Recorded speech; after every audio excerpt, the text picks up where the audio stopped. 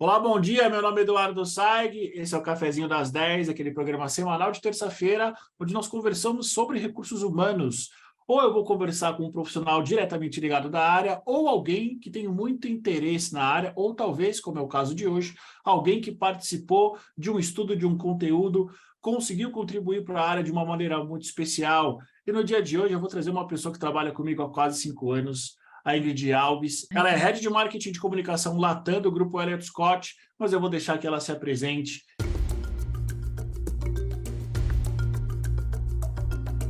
Ingrid, bom dia, como é que você está? Bom dia, Edu. Bom dia a todos. É um prazer estar aqui, né, nesse nosso bebê de pandemia, né, Edu?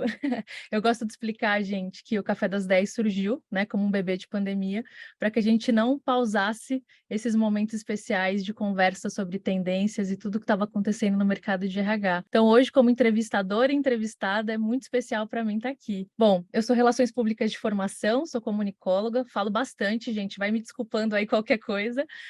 Tenho pós-graduação em neuromarketing, gosto muito de estudar sobre comportamento do consumidor e cérebro humano, né? Eu também sou especialista em design thinking e aqui é onde está a minha maior contribuição aqui na pesquisa, né? Que assino como especialista e como pesquisadora. Ingrid, e do que vamos falar hoje? Do que essa pesquisa que a gente movimentou mais de 1.200 mulheres? Qual é o tema dela? Vamos falar hoje sobre um estudo muito especial que conduzimos sobre maternidade e carreira, não é, Edu? Eu queria até aproveitar essa deixa, né, essa pergunta muito especial que o Edu fez para a gente entrar de fato no tema e perguntar até para ele, né, como que esse sonho da gente de falar sobre maternidade e carreira surgiu na vida dele. Ele sabe em algumas conversas que a gente já teve que eu não gosto muito dessa história do lugar de fala, de que a gente só pode falar no nosso lugar de fala.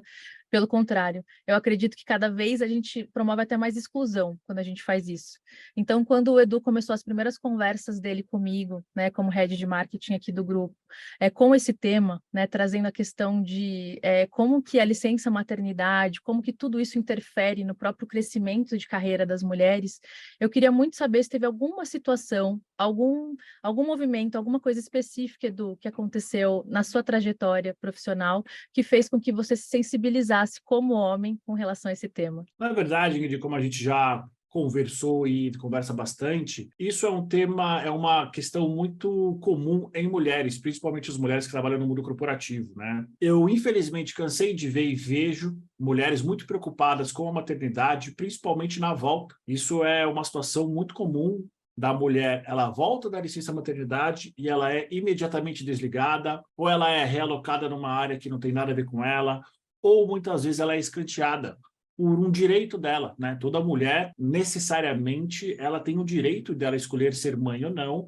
e existem necessidades, principalmente numa questão de ausência do trabalho. Então, ao longo dos anos, eu fui conversando e venho conversando com mulheres que mostram uma preocupação muito grande. Mas o grande ponto é, do ponto de vista de um senso comum, uma mulher ela tem um certo limite onde ela consegue ser mãe sem ter nenhum tipo de risco. E a carreira dela, na verdade, principalmente nos dias de hoje, que a gente tem já uma intensa movimentação para o mercado mais 50, mais 60 até mais 70, ela consegue deliberadamente, talvez empurrar um pouquinho da carreira dela 1 ano ou 2 anos, mas ela não consegue fazer isso necessariamente com a maternidade. Então eu percebo uma preocupação muito grande das mulheres em alinhar carreira e maternidade.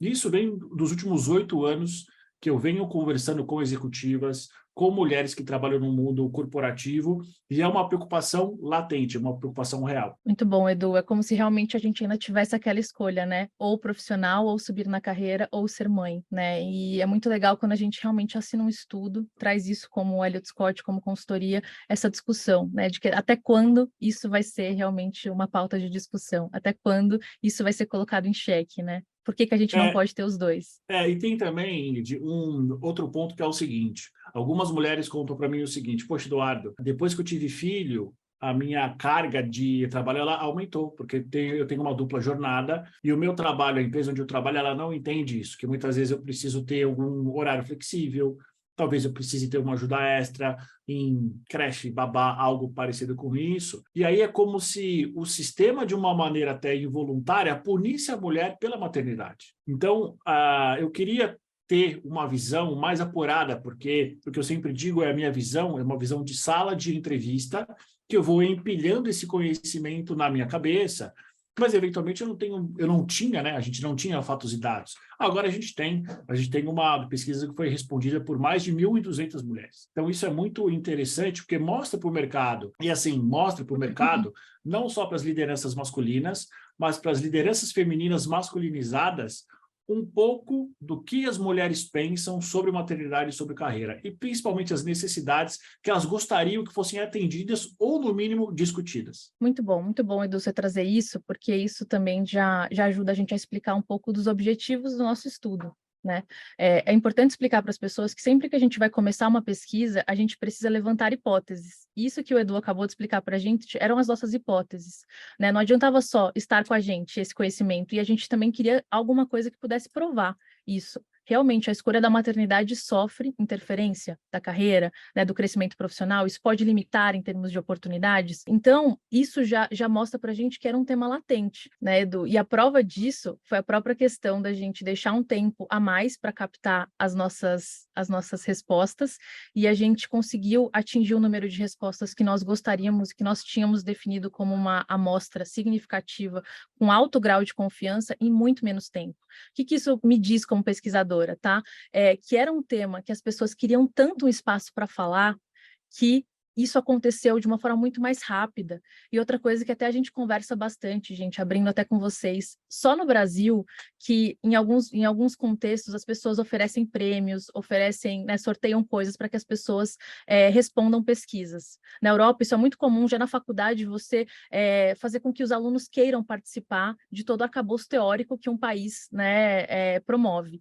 E aqui no Brasil, infelizmente, a gente tem algumas práticas assim. E eu e o Edu, na hora que a gente estava realmente sentando com o nosso grupo de RH, que ajudou a gente a construir essas questões, a gente falou, a gente não vai fazer isso. Né? Vamos ver o quanto as mulheres querem falar sobre isso, vamos ver o quanto elas estão dispostas a falarem sobre esses temas, sobre preconceitos no ambiente de trabalho, tudo mais ligados ao tema, sem oferecer nada, vamos ver o quanto que isso vai realmente trazer adesão, e foi uma surpresa para a gente, né, Edu? Em menos de uma semana, a gente já tinha atingido metade do número de respostas definido.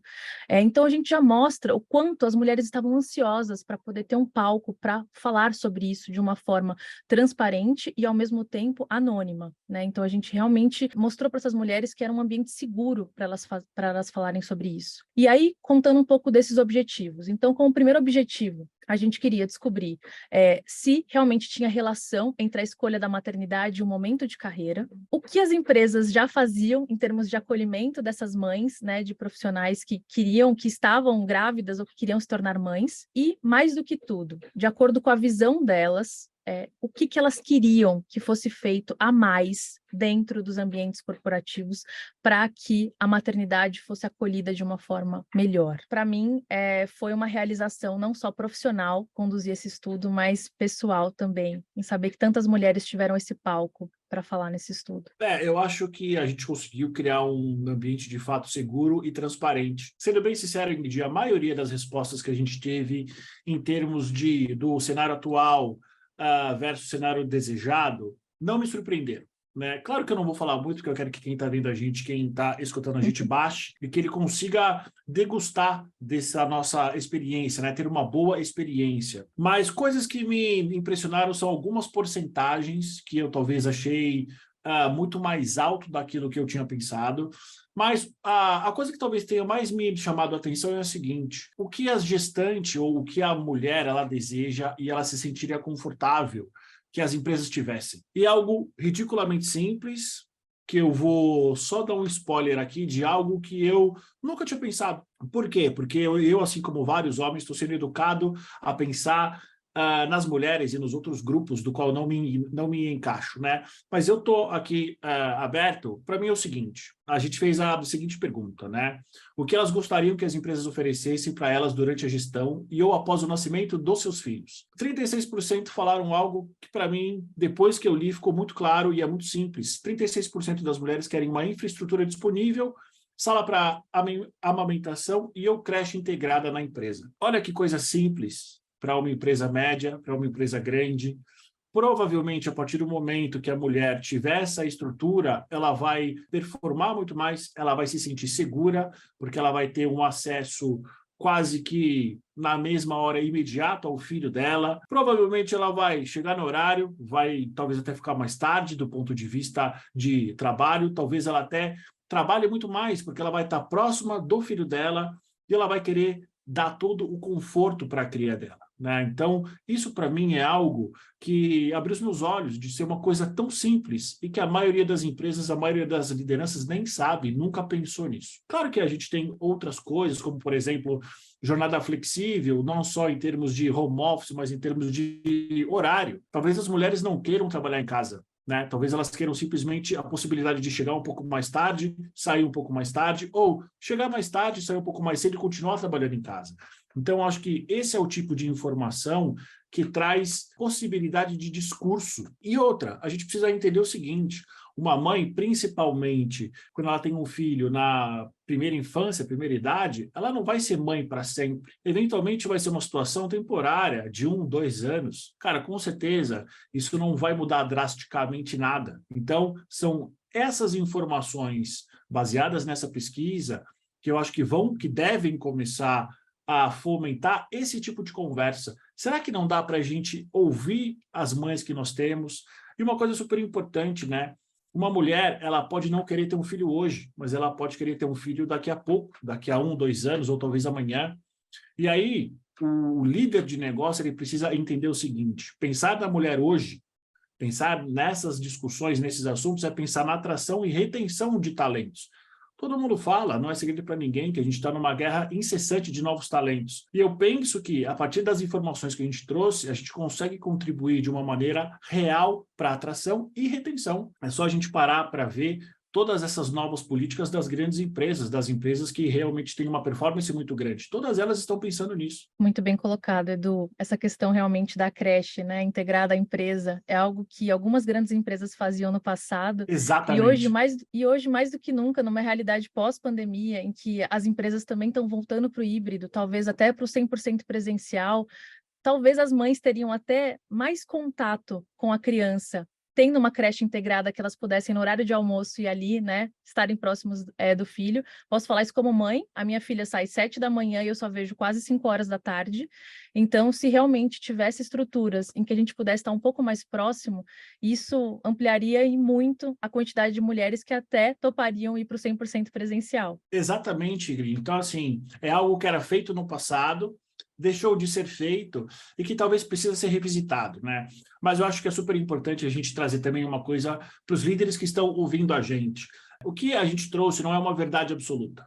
O que nós trouxemos são as opiniões das mulheres sobre esse assunto e que eu acho que deve ser discutido minimamente, deve ser pensado. E deve ser pensado com as mulheres, e não apenas ser pensado numa liderança que provavelmente é uma liderança que tem conflitos de interesse com os assuntos que nós trouxemos, mas precisa ser trazido para as empresas esses assuntos para que a empresa conheça o desejo das mulheres. E como a gente viu, grande parte dos desejos que as mulheres têm são muito simples. Não tem um grande custo, não tem um grande gasto, não é nada que vai onerar demais, por exemplo, a folha. Não, são soluções pequenas que muitas vezes estão nas mãos dos gestores, tanto dos diretos quanto dos indiretos. Eu acredito que também tem uma reflexão muito interessante aqui sobre a gente, até nas entrevistas de emprego, né, do como que se pergunta isso.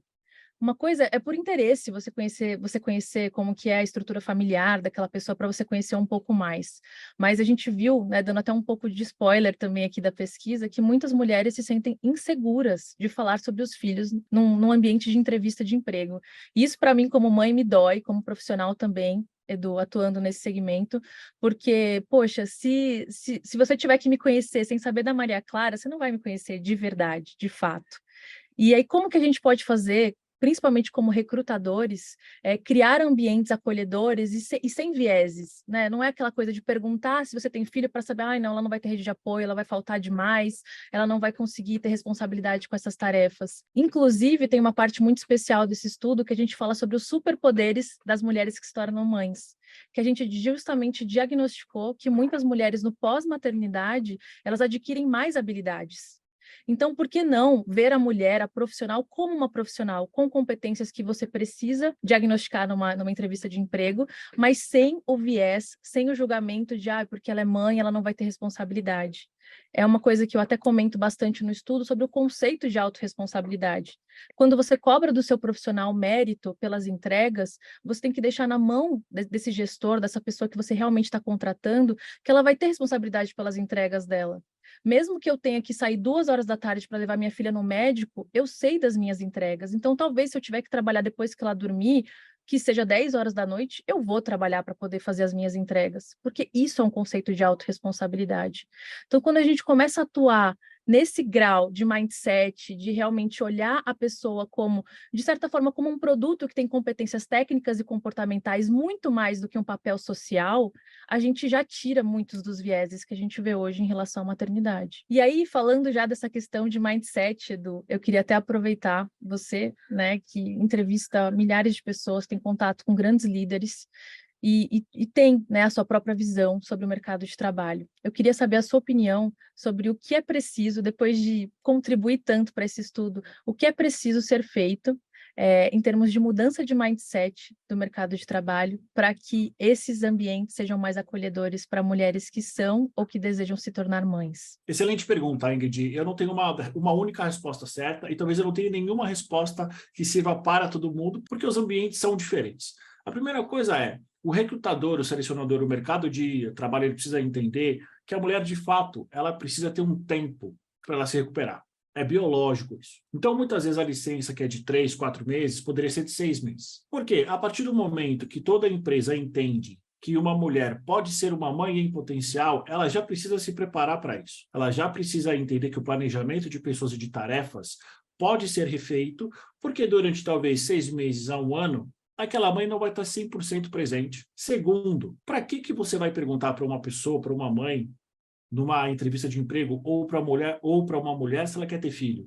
Que diferença vai fazer isso? Então, é muito mais fácil, por exemplo, se isso for realmente muito importante, eu não consigo entender o porquê que é tão importante, você pode perguntar, recrutador, colega, quais são os seus planos para daqui a 2, 3 anos? Ponto, é muito menos invasivo, é muito menos agressivo do que você perguntar, por exemplo, se a pessoa pretende ter filhos em X tempo, ou ainda com quem que o filho dela vai ficar. Na minha visão, é muito simples. Se você está representando uma empresa que não vai trazer a solução, você também não pode trazer um certo problema para essa mãe.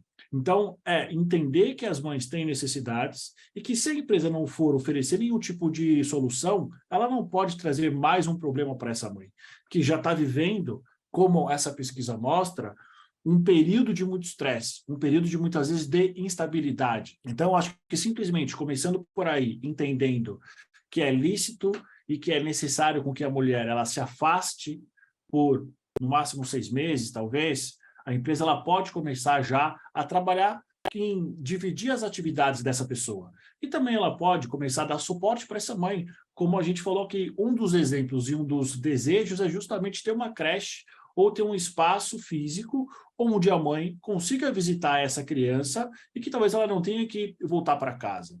Então, assim, esse espaço, essa solução, ela precisa ser desenhada para cada empresa. Esse aqui é o grande ponto. Não existe uma receita mágica, mas o que existe uma necessidade que as mulheres têm biológica, existe um direito também, é uma lei, que ela precisa ser respeitada.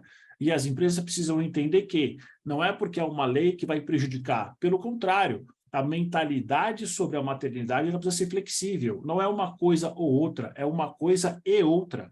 E dá para ser feito. A gente tem alguns bons exemplos aí de boas empresas que não, por um acaso, são empresas líderes nos seus segmentos que já têm políticas flexíveis. Entender também que vai ser uma construção. Vai ser uma construção entre a população das mulheres, das empresas, a área de recursos humanos, porque com certeza tem um papel fundamental nisso, na construção dessa solução, e a empresa, as áreas de negócio, os gestores. Então, acho que partindo já desses princípios, com certeza a gente consegue ter um ambiente organizacional voltado para as mães, voltado para a carreira, voltado para a maternidade, infinitamente mais inclusivo do que a gente tem hoje. Perfeito, Edu. E aproveitando esse gancho, muitas empresas trazem para a gente que não saberiam nem por onde começar nessa conversa, nem como entrevistar tantas mulheres, até porque muitas delas, às vezes, de forma pessoal, nem abrem que gostariam de se tornar mães. E esse estudo, ele já faz esse trabalho, né? Esse estudo já traz mais de 600 contribuições de mulheres sobre o que deve ser feito para que as mulheres se sintam mais acolhidas. Porque um percentual muito triste da nossa pesquisa foi que 17% das mulheres que responderam à nossa pesquisa sentem que em nenhum momento da carreira elas se sentiriam acolhidas e confortáveis em se tornarem mães. Então, isso para mim foi um dado muito gritante e que eu acredito que ele é o mais urgente para a gente tratar nas empresas e usar esse estudo para justamente ampliar o diálogo. Não é um ponto final, é uma vírgula que a gente espera que muitas pessoas, reticências, que muitas pessoas e muitas empresas levem esse conhecimento, levem isso para um espaço de discussão em que a gente possa falar sobre isso de uma forma aberta e sem tantos tabus, sem tantos vieses. Para você que está curioso, está curiosa, a gente vai deixar na descrição desse vídeo o link para essa pesquisa, onde você vai receber gratuitamente ela, você vai conseguir baixar, e aí lá tem todas as informações. Ingrid, quero te agradecer imensamente por você ter sido responsável diretamente pela realização de um sonho que eu tenho desde a primeira mulher que eu entrevistei, que me contou que foi demitida em algum momento da carreira porque teve filho, voltou da licença maternidade e, infelizmente, a empresa encerrou o contrato dela. Então, acho que, em nome de todas as mulheres, agradeço imensamente por toda essa ajuda. Também não posso deixar de agradecer ao grupo, se não me falha a memória, de 8 pessoas que ajudaram a gente na criação das perguntas, espalharam na sua rede de contatos o formulário para que essa pesquisa fosse feita. Muito obrigado. Edu, muito obrigada pela oportunidade, não só de estar aqui, como de fazer parte desse projeto. É realmente uma das minhas melhores contribuições de carreira e que eu espero que seja só o começo de muitas mudanças que vêm por aí. Obrigada mesmo. Com certeza. Obrigado mais uma vez, Ingrid. Para você que está vendo, a gente está ouvindo. Muito obrigado. E até semana que vem com mais um Cafezinho das 10.